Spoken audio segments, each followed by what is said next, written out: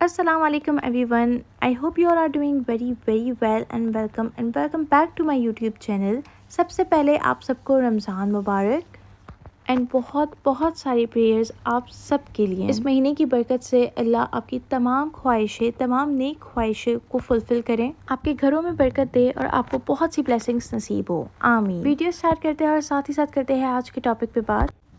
Vlog start हो रहा है यहाँ पर सहरी बनाने से। मैं सहरी बना रही थी अपने लिए टिक्का सैंडविच या फिर टिक्का बन, जो भी आप कह दे। उसके लिए मैं सॉस प्रिपेयर कर रही थी यहाँ पर। नॉर्मली ना मैं बहुत ही बेसिक सी सहरी करती हूँ, यानी कि बस एक बेसिक सा एग पराठा ही खाती हूँ और मुझे वो बहुत ज़्यादा फुलफिलिंग लगता है। मुझे लगता है कि अगर मैं जिस दिन एग पराठा खाऊँ ना, उस दिन मुझे इफ्तार तक बिल्कुल भी भूख नहीं लगती है। लेकिन सेम सहरी करके ना मैं थोड़ी सी बोर हो गई थी, तो फिर मैंने सोचा कि आज थोड़ा सा डिफरेंट कर लेते हैं। इस सॉस में जो है ना, मैंने डाला है mayonnaise, ketchup, hot sauce, barbecue sauce, mustard sauce और फिर इसे हम कर लेंगे मिक्स और इतनी अच्छी सी नई सॉस बन गई। ये बहुत ही यमी सॉस होती है ये। इस तरह के बंस तो ना मुझे लगता है हर कोई बना लेता है। ये है तो बहुत ही सिंपल सा, लेकिन बनता बहुत ही मज़े का है। आप भी ट्राई कीजिएगा। यहाँ पर ना पता नहीं मुझे क्यों ऐसा लगा कि मैं इसे कम अनहेल्दी करती हूँ। वैसे ही ये बहुत ज़्यादा अनहेल्दी है, लेकिन फिर मैंने सोचा कि मैं पूरी चीज़ डालूँगी तो ये और अनहेल्दी हो जाएगा। तो बस फिर मैंने इस तरह से ना तोड़ के हाफ चीज़ डाल दी to make it less unhealthy. But वैसे ही ये बहुत अनहेल्दी है और अच्छा खासा जो है ना इसमें फैट्स है। इट्स ओके, कभी कभी जो है ना इस तरह के नाश्ते भी चलते हैं। वैसे मैं जनरली अच्छी हेल्दी सहरी करती हूँ। यहाँ पर जो चिकन के पीसेस है ना, मैंने कल रात में प्रिपेयर कर लिए थे। इस मॉर्निंग में सिर्फ मैंने हीट अप किया था एंड देन इसमें ऐड कर दिया। सुबह ना वैसे तो कुछ ज़्यादा दिल नहीं चाह रहा होता है करने को मेहनत, तो फिर इसीलिए बेटर है कि जितनी प्रिपरेशन एक रात पहले कर लो, उतना सुबह पे काम कम करना पड़ता है। बट ऑनेस्टली मैं अपना नाश्ता और अपनी सहरी दोनों ही बहुत दिल से बनाती हूँ। और अगर रमज़ान ना भी हो ना, तो मैं अपना नाश्ता बहुत दिल से अपना प्रॉपर टाइम लेके और फिर इसे स्लोली ना इंजॉय करती हूँ। नॉर्मली ना मैं ब्रेकफास्ट तो अकेले ही करती थी, लेकिन सहरी में मैं और मेरे हस्बैंड हम दोनों साथ में होते हैं। वैसे तो मोर दैन 3 इयर्स हो गए हैं मुझे यहाँ यूएई आए हुए, लेकिन ये मेरा फ़र्स्ट रमज़ान होगा जो कि मैं कम्प्लीटली यूएई में स्पेंड करूँगी। बिकॉज़ हर बार ना मैं रमज़ान में पाकिस्तान चली जाती हूँ, ऑलमोस्ट 5 रोज़े करके या फिर 6-7 रोज़े करके ना मैं पाकिस्तान चली जाती हूँ और फिर ईद करके ही वापस आती हूँ। तो एक्चुअल में ना ये मेरा फ़र्स्ट रमज़ान है जो कि यहाँ यूएई में है। और चाय के बिना तो सहरी भी अधूरी है और इफ़्तार भी, तो चाय तो इज़ अ मैंडेटरी आइटम। बस इसके अलावा मैंने योगर्ट लिया था और ये चिकन सैंडविच लिया था एंड चाय ली थी। अच्छा जी, मैंने आज ना ग्रॉसरीज़ मंगाई थी अपने घर पे, तो ये ऑलमोस्ट सारी चीज़ें ना मुझे घर में डिलीवर हो गई थी। पहले तो मैं 1-2 दिन परेशान हुई थी कि मुझे जाना है, ग्रॉसरी लेने जाना है, बट देन मैंने सोचा कि क्यों ना मैं घर पर ही ऑर्डर कर दूँ, क्योंकि बिल्कुल भी ना रोज़े में ना टाइम मिल रहा था और ना ही दिन में हिम्मत होती थी कि ग्रॉसरीज़ लेने जा सकूँ। तो ये सारी चीज़ें मुझे इतनी कन्वीनियंटली घर में मिल गई and the best thing was कि इनके प्राइसेस भी ना बहुत ही अच्छे थे। रमज़ान में पाकिस्तान में हर चीज़ के प्राइसेस डबल हो जाते हैं या फिर एटलीस्ट बढ़ ज़रूर जाते हैं। इस बात से तो ना आप भी एग्री करेंगे, लेकिन यहाँ पे कम्प्लीटली अपोजिट है। हर चीज़ पे ना डिस्काउंट लग जाता है, स्पेशली ग्रॉसरी के आइटम्स पे। और पाकिस्तान में ना बिल्कुल ही अपोजिट है, यानी कि ग्रॉसरी के आइटम्स ही इतने ज़्यादा एक्सपेंसिव हो जाते हैं। और यही बात ना मुझे यहाँ की बहुत पसंद है। मैंने यहाँ पर स्विस की पफ पेस्ट्री ली थी और ये भी मुझे ऑफ़र में मिल गया था, जो कि आप देख रहे हैं कि पैक ऑफ 2 है। नॉर्मली मेरे घर में कोई भी रोल समोसे वगैरह नहीं खाए जाते, जो स्टार्टिंग में बस बन गए वो बन गए। अब हम लोग इतना ज़्यादा पसंद नहीं करते डीप फ्राइंग। तो मैंने यहाँ पर ना पफ पेस्ट्री बना ली थी। इसके अलावा मैंने यहाँ पर बटर लिया था, डिफरेंट साइज़ेस के योगर्ट के पैकेट्स लिए थे मैंने। इसके अलावा टोमेटोज़ है, इमली है, इमली की चटनी बनानी थी मुझे, ऑयल लिया था मैंने, और यहाँ पर 2 केजी चिकन है। मतलब ये जितना भी बड़ा आइटम है ना, आप समझे इन सब पे जो है ना मुझे डील्स मिल गई थी। चाहे वो ऑयल हो, राइस हो, पफ पेस्ट्रीज़ हो, एग्स हो, इन सब पे ना डिस्काउंट्स लगे हुए थे। यहाँ पर ना ग्रीन चिलीज़ ली थी मैंने बहुत सारी, 3-4 तरह की डिफरेंट तरह से ग्रीन चिलीज़ ली थी, क्योंकि मुझे ग्रीन चिली पेस्ट बनाना था। और अब तक ना मुझे यहाँ पर ये नहीं समझ में आया कि कौन सी ग्रीन चिली बहुत तेज़ होती है। बिकॉज़ मुझे यहाँ पर लगता है कि यहाँ पर स्पाइसेस ना बहुत ज़्यादा होते ही नहीं हैं, इसीलिए मुझे हर खाने में ना अलग से स्पाइस ऐड करना पड़ता है। वरना मैं पाकिस्तान में ना कभी भी ग्रीन चिली पेस्ट ऐड नहीं करती थी खानों में। इसके अलावा मुझे ग्रीन चटनी बनानी थी, तो उसके लिए मैंने कोरिएंडर एंड मिंट भी ले लिया था। और मैक्रोनी के 3 पैकेट्स भी आपको इसीलिए दिख रहे हैं पीछे, क्योंकि वो भी मैंने डील में लिए थे। अगर आप यूएई में रहते ना, तो ये अलमराई का योगर्ट ज़रूर ट्राई कीजिएगा। सारी चीज़ें हम यहाँ पर रखते हैं जगह पे एंड बात करते हैं कि रमज़ान यहाँ पर कितना डिफरेंट है एज़ कम्पेयर टू पाकिस्तान। सबसे पहला डिफरेंस तो ना मैं आपके साथ पहले ही शेयर कर चुकी हूँ कि यहाँ पर ना हर जगह पे इतनी अच्छी डील्स लग जाती है, इतने अच्छे डिस्काउंट्स लग जाते हैं, जबकि पाकिस्तान में बिल्कुल ही अपोजिट है। बेसिक फूड आइटम्स की ना प्राइसेस इतनी ज़्यादा हाई हो जाती है, बट यहाँ पर ऐसा बिल्कुल भी नहीं है। यहाँ पर कम्प्लीटली अपोजिट है और ज़्यादा ऑप्शंस अवेलेबल हो जाते हैं और ज़्यादा चीज़ों पे डिस्काउंट्स लग जाता है। तो ये बात ना मुझे यहाँ की बहुत अच्छी लगती है। अच्छा, मुझे ग्रीन चटनी अभी बनानी ही थी और चिली पेस्ट भी, तो इसको इसीलिए जो ना मैंने ऐसे ही यहाँ पर रख दिया है अभी। एक और पॉजिटिव बात यहाँ पर ये है कि यहाँ पर ना कुकिंग करते वक्त, इफ़्तार बनाते वक्त ना बिल्कुल भी गर्मी का एहसास नहीं होता। ऑब्वियसली यहाँ पर सेंट्रल एसी होते हैं, हर जगह पे एसी चल रहे होते हैं, तो बिल्कुल भी इफ्तारी बनाना मुश्किल या फिर भारी नहीं पड़ता।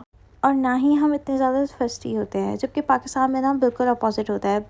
भूख ना भी लगे ना तब भी इतने ज़्यादा ट्विस्टी हुए होते हैं, क्योंकि वहाँ पर गर्मी इतनी ज़्यादा होती है। इफ्तार बनाना मुश्किल नहीं होता, लेकिन चूल्हे के पास इतनी देर तक ना खड़े रहना ज़रूर मुश्किल होता है बिकॉज ऑफ हीट। अब ये मैंने बात की एक मिडिल क्लास की। एक मिडिल क्लास या फिर एक लोअर मिडिल क्लास का बंदा ही ना इस बात से रिलेट कर सकेगा। वो लोग जिनके घर में सेंट्रल एसी है या फिर जिनको कोई इशू नहीं है, वो इस बात से बिल्कुल भी रिलेट नहीं कर सकेंगे। अब तो मिडिल क्लासेस के घर में भी जो है ना एसी होता है, लेकिन वो एसी सिर्फ रूम्स तक ही होता है एंड एक लिमिटेशन होती है उसमें कि आप एक लिमिटेशन टाइम तक उस पर चला सकते हैं, बिकॉज़ वहाँ पर जो इलेक्ट्रिसिटी बिल है वो भी बहुत ज़्यादा आते हैं। पर यहाँ पर हर वक्त एसी चल ही रहा होता है, तो इट्स वेरी नॉर्मल। पर हर जगह के ना अपने ही प्रोज एंड कॉन्स है। अब जब वहाँ पर हम इफ़्तार प्रिपेयर करते थे, तो आफ्टर इफ़्तार हमें यूटेंसिल्स वॉश करने की जो है ना फ़िक्र नहीं होती थी। अब यहाँ पर ऐसा नहीं है। एटलीस्ट डिश वॉशर है, बट डिश वॉशर में भी तो हमें ही डालनी है ना बर्तन। लेकिन वहाँ पर ना हमारे पास बहुत ही इजीली हाउस हेल्प अवेलेबल है। ऐसा नहीं है कि यहाँ पर नहीं है, बट यहाँ पर इतनी चीप नहीं है कि हम उसे डेली बेसिस पे बुला लें। और बहुत सारी कंट्रीज़ में ना हाउस हेल्प तो अवेलेबल ही नहीं होती, जैसे कि कनाडा, और अगर कोई और कंट्रीज़ है तो मुझे उसका नाम नहीं पता। बट हाँ, बाहर इतनी चीप नहीं होती कि हम उसे डेली बेसिस पे इजीली बुला लें, अनलेस आपकी कोई बहुत अच्छी जॉब ना हो। वहाँ ना पूरी फैमिली थी, तो पूरी फैमिली के साथ बैठ के इफ़्तार करने का जो मज़ा है ना, वो अकेले बैठ के इफ़्तार करने में है ही नहीं। ऑनेस्टली बहुत फ़र्क पड़ता है। वहाँ पर 6-7 आइटम्स भी प्रिपेयर हो जाते थे, ईज़िली प्रिपेयर करने में भी सब आ जाते थे एंड लोग भी होते थे ज़्यादा, तो फिर प्रिपेयर किए भी जाते थे। अब यहाँ पर तो अगर आपने 6-7 आइटम्स प्रिपेयर करना है तो वो खाएगा कौन? 2 लोग हैं। तो इस तरीके से ना यहाँ पर इतनी ज़्यादा आइटम्स प्रिपेयर ही नहीं किए जाते। या फिर ये कह दो कि अकेले इतना ज़्यादा खाया भी नहीं जाता। मेरे साथ तो फिर भी मेरे हस्बैंड हैं, हम दोनों साथ में मिल के जो है इफ़्तार करते हैं। बट बहुत सारे लोग हैं जो कि बाहर अकेले रहते हैं। अकेले ना इफ़्तारी करने में बिल्कुल भी वो मज़ा नहीं है जो फैमिली के साथ हैं। यहाँ पर ना मैं बिरयानी बना रही हूँ, उसकी सारी प्रिपरेशन मैंने कर दी थी। इफ़्तार में सिर्फ 1.5 आवर रहता था और फिर मैंने बिरयानी बनाना स्टार्ट कर दी थी। लिटरली ईजीएस्ट बिरयानी है ये। अगर आपकी बिरयानी परफेक्टली टर्न आउट नहीं होती ना, तो आप ये वीडियो देखिएगा। इसमें मैं छोटे छोटे टिप्स एंड ट्रिक्स बताऊँगी आपको, जिससे इतनी मज़े की और इतनी परफेक्ट बिरयानी टर्न आउट होगी। यहाँ पे मैंने चिकन आलू को डाला है, थोड़ा सा फ्राई किया है इसको ऑयल में, और इसमें जिंजर गार्लिक पेस्ट और चिली पेस्ट ऐड कर दिया है। साथ ही साथ ना मैंने दूसरे स्टोव पे पानी बॉईल करने रखा है राइस के लिए। मसाला मैंने पहले से ही तैयार करके रखा था, उसे बस मैंने योगर्ट में ऐड कर दिया एंड देन इसे जो है सालन में मिक्स कर दिया है। इसे अच्छे से मैं मिक्स कर दूँगी। हम ना इफ़्तार बहुत सिंपल ही करते हैं, इसीलिए बहुत ही सिंपल सा इफ़्तार बनाते हैं। आज बिरयानी बन रही थी, वरना वैसे भी ना नॉर्मल जो घर में आइटम बनते हैं ना वही बनते हैं एंड साथ साथ दही भल्ले बन जाते हैं या फिर कभी पेटीज़ बन जाते हैं। लेकिन बहुत ज़्यादा इफ़्तार ना हम करते नहीं हैं। वैसे भी रूह अफ़ज़ा इतना ज़्यादा पिया जाता है कि ऑनेस्टली इफ़्तार में इतना इतना ज़्यादा खाया नहीं जाता। एंड एज़ आई मैंशन, ये 6-6 7-7 डिशेज़ ना तभी बनाई जाती है जब घर में कुछ लोग भी तो हो। यहाँ 2 लोगों के लिए हम कितना ही बना देंगे। जबकि I know this so well कि इस वक्त ना इफ़्तार की प्रिपरेशंस और इस पे ही जो है ना हर कोई व्लॉग बना रहा है और इन्हीं की वीडियोस चल रही है, यही सब कुछ पे व्यूज़ आ रहे हैं। बट मैं ना बिल्कुल अननेसेसरीली एक्सपेक्टेशंस लोगों की हाई नहीं करना चाहती, क्योंकि बहुत सारे घर हैं जहाँ पर हमारे जैसे सिंपल खाने भी बनते हैं और प्रॉपर इंतज़ामात नहीं होते। इस तरह के भी घर है और इस तरह के भी रमज़ान गुजरते हैं, स्पेशली वो लोग जो बाहर रहते हैं। और अगर कुछ भी खाना बनाना होता है ना, तो मैं फ़्रेश खाना बनाना ज़्यादा प्रेफर करती हूँ, क्योंकि मैं हाउसवाइफ हूँ, तो इस वक्त मैं अपना टाइम निकाल सकती हूँ, फ्रेशली चीज़ें बना सकती हूँ, तो क्यों ना बनाऊँ। अच्छा, ये सोक राइस है इस वक्त, जिसको मैं पानी में ऐड कर रही हूँ। इस पानी में जो है मैंने सारे खड़े मसाले यानी कि जो गरम मसाले होते हैं ना, वो सब ऐड कर दिए थे ऑलरेडी। जब ये 80% कुक हो गया ना तो फिर मैंने इसे निकाल दिए थे। अच्छा, कुछ ना मैंने मोस्टली जो राइस थे वो 80% कुक होने पे निकाले हैं और कुछ जल्दी ही निकाल दिए थे जब वो 60% कुक हुए थे। वो जब मैं लेयरिंग करूँगी ना तो मैं आपको बताऊँगी कि इस तरह से मैंने क्यों किया। अच्छा, ये वाले जो राइस है ना, ये 60% कुक हुए थे और इसे मैंने रिमूव कर दिए थे। अगर आपके चावल परफेक्टली टर्न आउट नहीं होते ना तो आप इस तरह से जो है लेयरिंग करके देखिएगा जैसे मैं आपको बता रही हूँ इस वीडियो में, एंड इंशाल्लाह आपकी बिरयानी बिल्कुल ही परफेक्ट टर्न आउट होगी।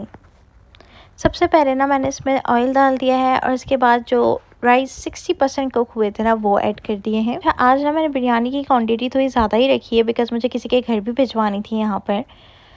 अगर आप पाकिस्तान से बाहर देख रहे हैं ना ये वीडियो तो मुझे ज़रूर बताइएगा कि आपका रमज़ान कैसा गुजर रहा है और आपने क्या डिफरेंस नोट किया अपने रमज़ान में। ऑनेस्टली मुझे लगता है पाकिस्तान में ना वाइब ही अलग होती है रमज़ान की।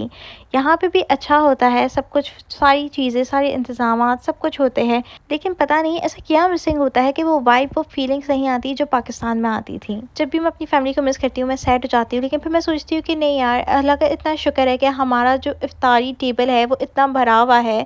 हमें अल्लाह ने इतनी सारी रहमतें बख्शी है, सबसे ज़्यादा हेल्थ की रहमत, और इतना ब्लेस्ड रखा है। तो कहीं मैं थैंकलेस तो नहीं हो रही, बस जितना हो सके ना इस रमज़ान में आप शुक्र करें, दुआ करें खुद के लिए, खुद की फैमिलीज़ के लिए, वो लोग जो ज़रूरत पे हैं उनके लिए, अपने आसपास जो लोग हैं उनके लिए, और जितना हो सके उतना लोगों के भी काम है because Ramzan is not only about fasting.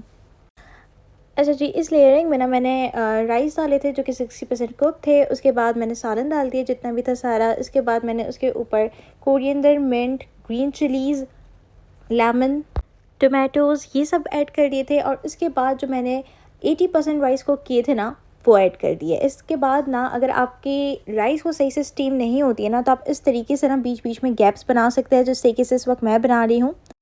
इससे ना बहुत अच्छे से दम लगता है चावलों पे।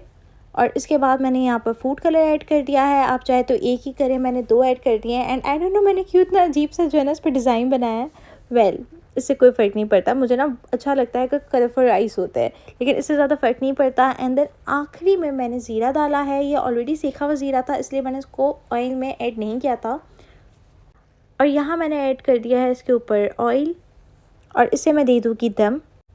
दम देते हुए आप कोई कपड़ा लगा सकते हैं, मैंने यहाँ पर फॉइल का यूज़ किया है ताकि अच्छे से जो है स्टीम हो जाए राइस।